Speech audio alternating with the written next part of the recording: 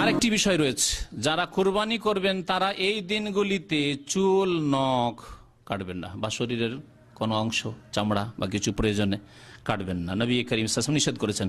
মুসলিম শরীফের হাদিস, উম্মে সালামা রাদিয়াল্লাহু তাআলা আনহা বর্ণনা করেছেন যে নবী সাল্লাল্লাহু আলাইহি ওয়াসাল্লাম ইরশাদ করেছেন, ইযা রাআইতুম হিলালা যিলহিজ্জা, যখন জিলহজ মাসের চাঁদ দেখে নেবে, তাহলে চাঁদ দেখার পর, ওয়া আরাদা আহাদুকুম আন ইউদাহিয়া, তোমাদের কেউ কুরবানি করতে ইচ্ছুক, তাহলে যেই ব্যক্তি কুরবানি করবে ইচ্ছুক সেই ব্যক্তির জন্য এই বিধান।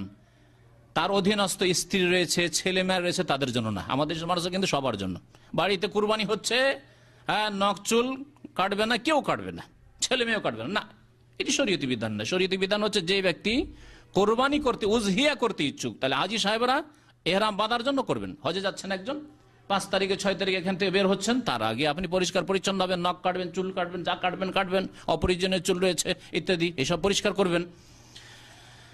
তো কোরবানি যারা করবে তারা ফালইউমসিক আন শারিহি ওয়া আজফারিহি, দুটি কথা বলেছেন, সেই ব্যক্তি যেন চুল না কাটে আর নখ না কাটে।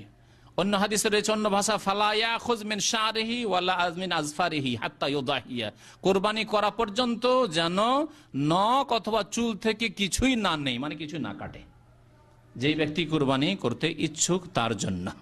এটা কেন? এতে হেকমত কি রয়েছে? এতে হেকমত ওলামারা উল্লেখ করেছেন যে যারা হাজী সাহেব এবং হাজী সাহেবরা যে কুরবানি করার উদ্দেশ্যে সেখানে গেছেন, তাদের সাথে সাদৃশ্যতা, তাদের মতো হওয়ার চেষ্টা করা।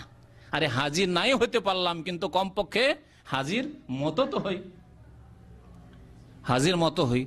আল্লাহর নেক বান্দা, আল্লাহর ওলি যদি নাও হইতে পারি, কমপক্ষে আল্লাহর ওলিদের, আল্লাহর নেক বান্দাদের, সাহাবায়ে কেরাম, তাবেঈনদের, আইম্মায়ে কেরামদের মতো তো হওয়ার চেষ্টা করি, তাতে আল্লাহ পাক গুনাহ খাতা মাফ করে দেবেন।